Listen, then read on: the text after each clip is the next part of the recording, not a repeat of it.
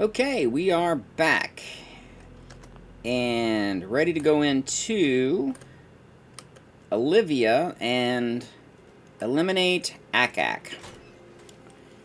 She's I think the last time I came across her minigun spun up so fast that I couldn't really react much. VATS didn't help because VATS to make it more fair, VATS actually has a little bit of lead time.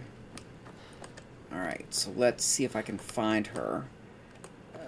She's in here somewhere, I guarantee it. I don't think I haven't killed her yet. Okay, there's that. Let's see. Okay, there she is. Looking at the so it looks like she's right there. Let's see if I can. Alright, let's bolt up this way. Let's see if we can bring Ack-Ack into the mine. Oh, yep, there we go. Here she comes. Let's go this way. Just in case. Oops, no, I want to do that. I want to do this.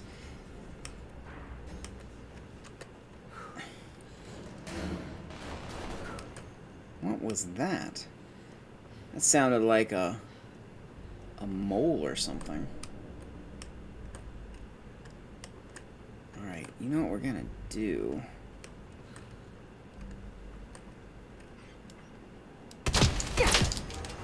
Okay, we got her, so that's good. And what we're gonna do is let's grab this minigun. I don't want anybody else to get that, but we took a hit, so let's skedaddle up here. And let's see, are we bleeding? Let me see my hands. Yes I am. Blood on the hands means I'm bleeding, so let's see if a bandage will take the blood off my hands. Did that work? Yep, so I'm no longer bleeding. Now let's get a stim pack going. I should be covered from both ends with landmines, at least for now. So,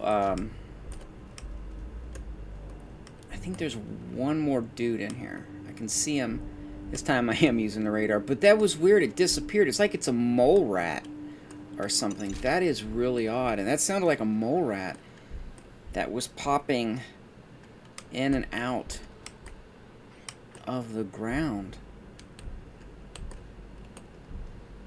And that might be a mole rat. I'll take that.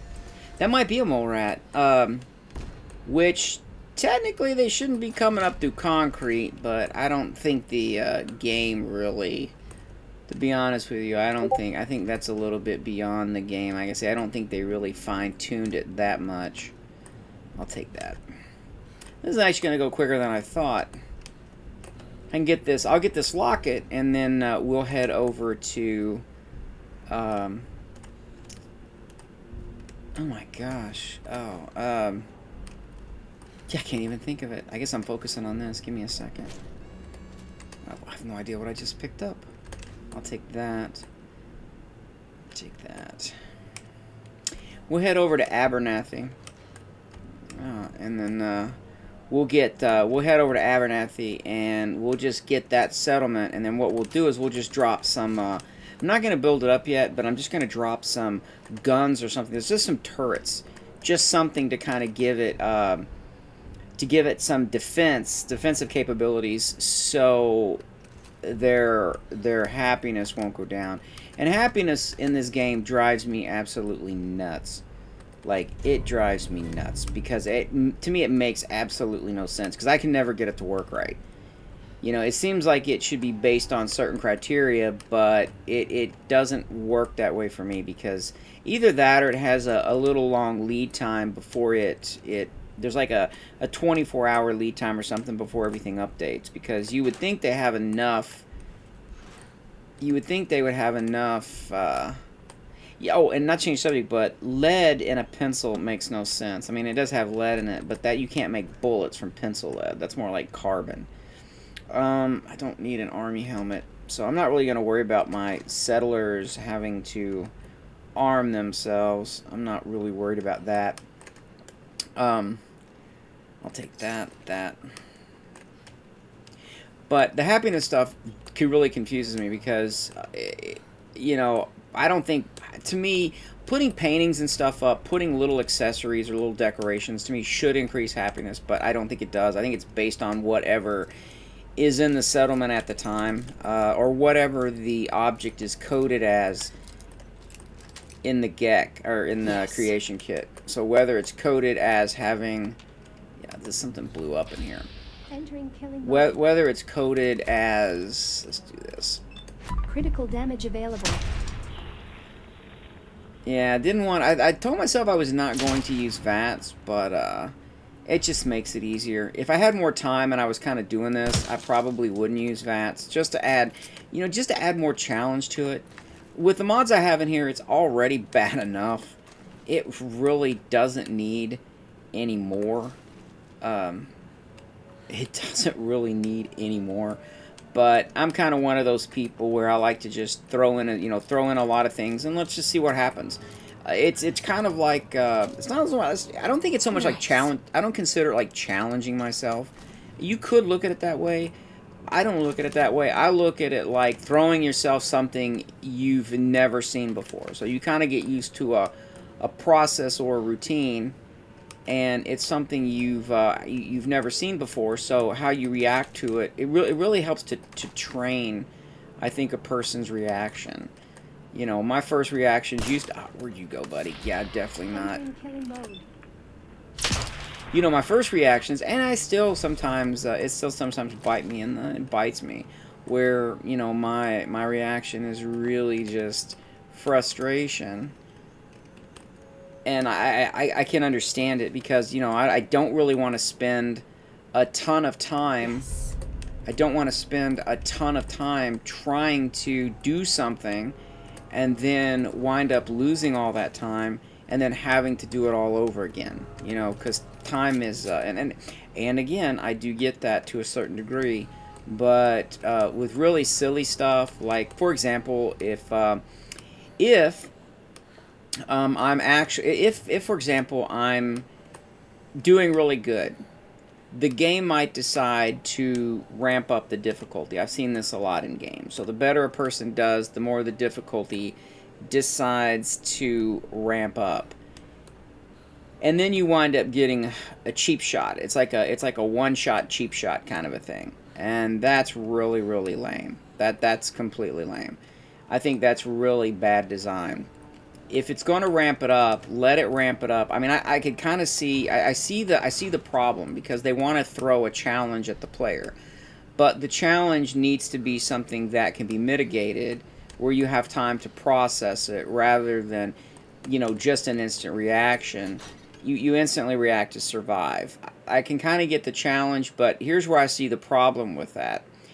That particular type of playstyle lends itself to a very narrow type of character.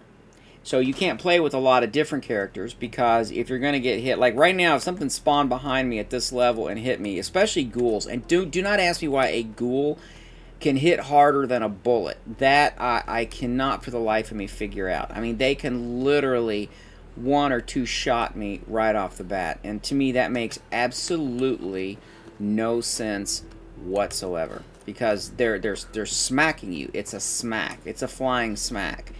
And yeah, it might stun you, but it's not going to take your head half off. So I don't really get that kind of logic in damage. But what that would do is that would make my character, and I'm going to run all the way back here to Abernathy, so this is going to be a long haul of me just kind of drolling on, But back to what I was saying, you have a very narrow margin of characterizations you're going to have, because I'm going to need the armor and I'm going to need the health to take that kind of a hit. So that's going to force me into a very, very specific playstyle. We are not going that way. A very, very specific playstyle. And all my characters are eventually going to wind up following the same path, the same kind of upgrade path. I do not want to do that, so I want to have some variety. So to me, the challenge should be, of course you could check to see if you died. Okay, I spawned these things. Did the player die? Yes, he did. Did he die within the time frame that I spawned these things? Or did the creature that I spawned, by checking out what hit what, did the creature that I spawned actually kill me? Okay, then I need to change my AI tactics so that they're maybe not so rough. Or ramp it up slowly. Ramp it up kind of slow. I think that would probably be a better idea. I don't know if Ack-Ack does that. I know when I use Ack-Ack, it makes it a lot more challenging because they take notice of you quicker and they will react to you much quicker. And they are a little bit more of a deadly force. They're not something to really play around with. And I like that. You know, it makes the game more challenging. Which I think... I know that's not realistic because in real life, a person's skill with a weapon would be their accuracy and how well they maintain that weapon, as opposed to how much weapon... I don't know what this does, but I'm going to grab it. Maybe it's some kind of... I'm pretty sure it's some kind of crafting thing. I just don't know crafting what. So we're heading up to Abernathy now. But it doesn't really change your damage. So, you know, where True Damage tried to normalize the damage that the ballistics had as opposed to the weapon itself, but the actual bullet. And then the barrel, I'm going to save this real quick. The barrel literally would determine how far you can fire. So the ballistics determine the damage capacity, and then the barrel determined the length of, you know, the length that the bullet would actually travel. That you know, to me, that would seem like the normal thing to do. But unfortunately, I know with a lot of Bethesda games, that's not how this works. So when you start out, you do actually almost no damage, and then when he just phased out, I think Tremors. Man, I think the Tremors took him down.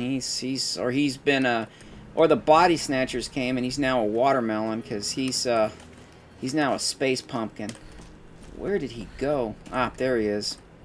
See, now that again, I don't know if that's really mods or if that's just simply just janky AI. All right, give me a second. I'm not here to cause any trouble. I'm friendly.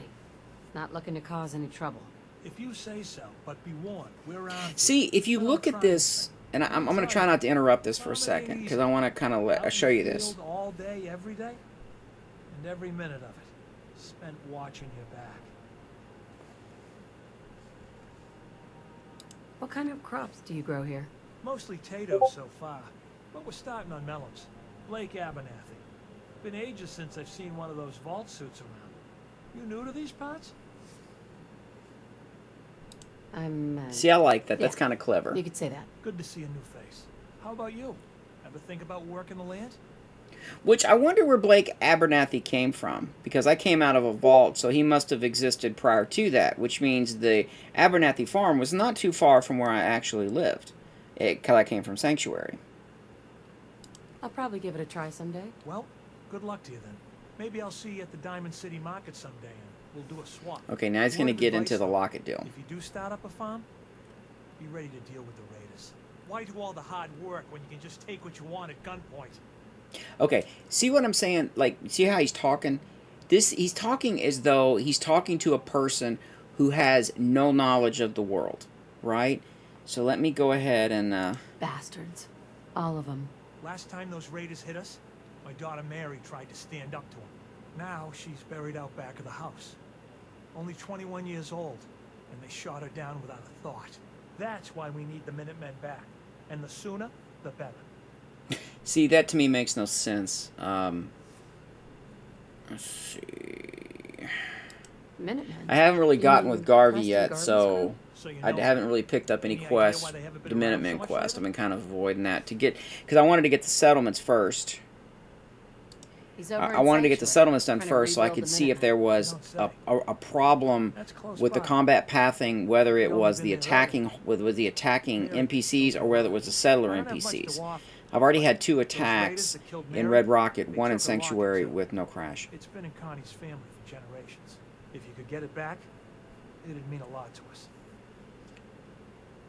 I took care of some raiders earlier. I think I found the locket you're talking about. You serious? That's great news. Connie's gonna be speechless. I'm sure she'll go lean on her prices after what you've done. And feel free to use our workshop. Unit level increased. Okay, so again, take a look at that conversation. It was an interesting little bit of storytelling. If you were watching a movie, let's say you were actually watching a movie, this would make more sense. If even that makes any sense, because it's telling a story as though I came out of the vault. I've never played the game. I don't have a clue what I'm doing. So when I come across the Concorde 6, apparently, I call them the Concorde 5. I think C5 is a vertebrae, so yeah, anyways, so I come across the Concorde 6, and Mom Murphy then, you know, in one of her, you know, pre-drug delusions, literally comes up and says, oh, you know, I've seen Diamond, I know where, you know, you need to go to Diamond City, because that woman got around. So I'm thinking, you know, okay, Diamond City. So these are like what I would consider breadcrumbs that they tried to build into the story. And I think that, to me, again, I think that was the problem, because in that conversation, there really wasn't a lot of problems there. I mean, other than the options I have, there really wasn't a lot of problems there. A lot of that made sense. You know, and then he wanted to make sure that he told me about raiders. However, I already knew about raiders since, let me head up here while I'm talking. I'm going to grab this, and then once the video ends, I'm going to go ahead and build this settlement up. I'm just going to go ahead and put some turrets.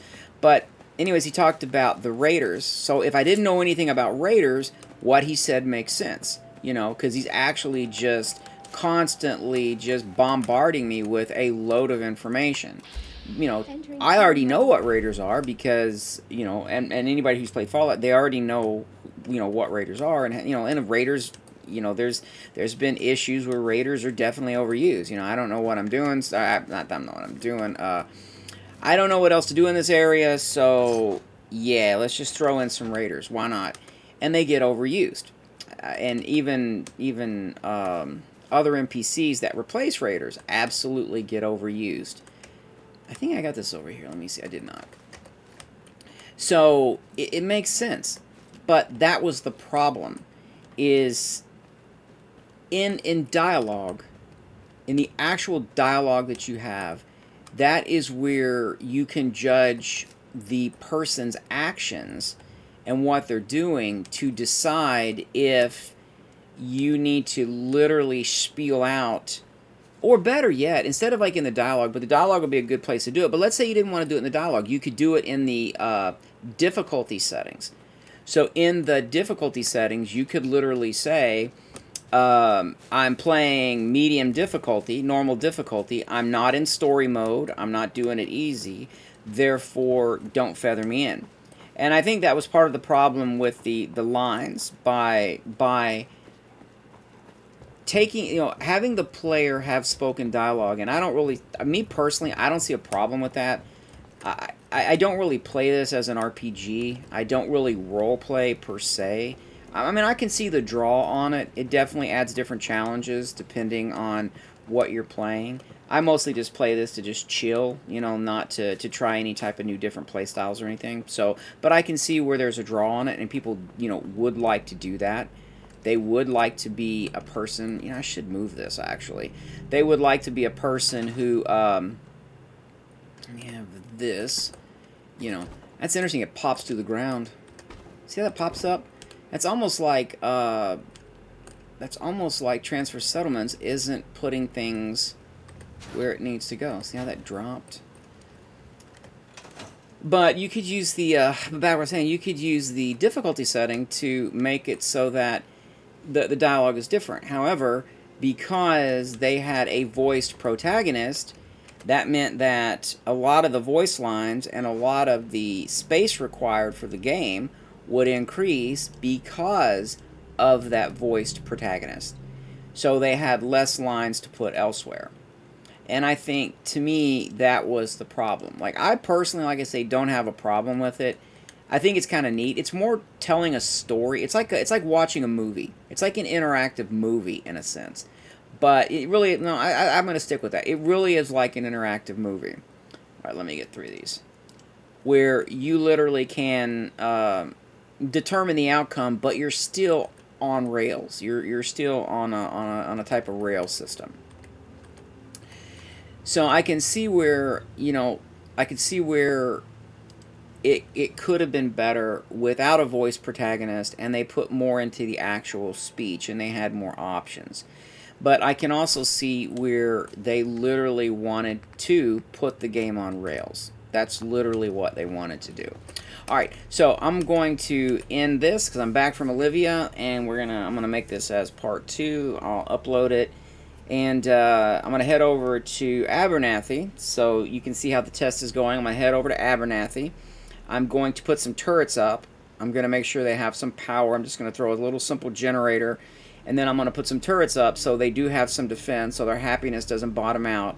But I'm not going to put a tower up. Because what I want to see, what I really want to see, is I want to see if when settlers are in those settlements, if that's what's janking everything out. So when settlers are being added to a settlement, that's dynamically adding them outside of being there, right? So you have these persistent variables, but you also have these variables, these persistent, you can call them persistent form IDs, if you want to call them that. Persistent variables, I'm going to call them. You can call them a reference. That exist in memory, and as you're running around the game, these persistent variables actually update.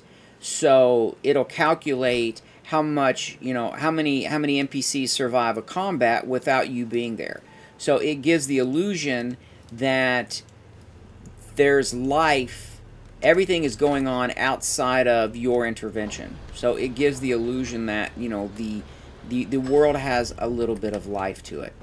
So I think that's a really nice feature to have. I think that's something that is of value. But I'm thinking because it's being updated without being in the settlement, that's what's janking it, and that's what I wanted to test. So I'm gonna run over there, get that taken care of, and then I'll pick the next location as it's called in the SKK toolbox. It's called a poi. I'm gonna choose my next point of interest, and then we're gonna move that way and keep looking out for any errors. All right, so we're going to end this. Let's go ahead and I'm going to save this in this. And then before I take off, I'm going to end this. I'm going to try to end each one with a, I'm going to try to end